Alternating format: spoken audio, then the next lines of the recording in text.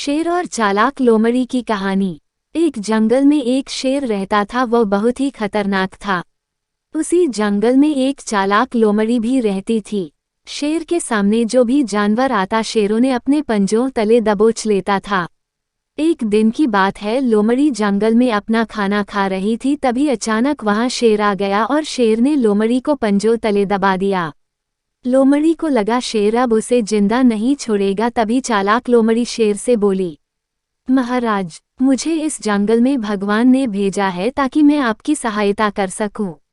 लोमड़ी की बात सुनकर शेर को हंसी आ गई और बोला, चालाक लोमड़ी, तू कुछ भी कहोगी और मैं तेरी बातों पर विश्वास कर लूंगा। तू ये सब अपनी जान बचाने के लिए बोल रही है।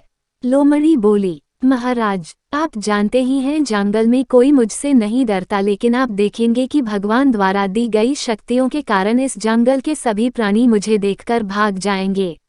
शेर को लोमड़ी की बातों पर कुछ विश्वास हो गया और शेर बोला, ठीक है, तुम इस जंगल के जानवरों के पीछे दौड़ो, मैं भी तुम्हारे पीछे रहूंगा ताकि तुम भाग ना सको।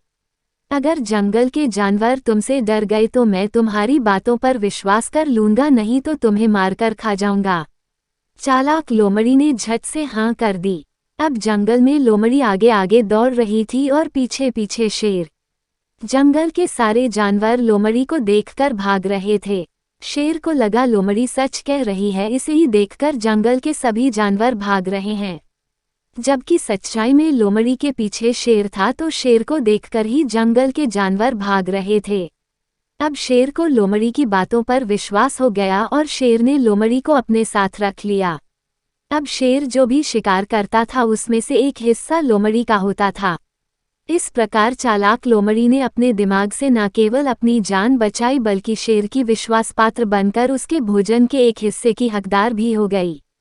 शिक्षा। चालाक लोमड़ी और शेर की कहानी से शिक्षा मिलती है कि संसार में असंभव कुछ भी नहीं है।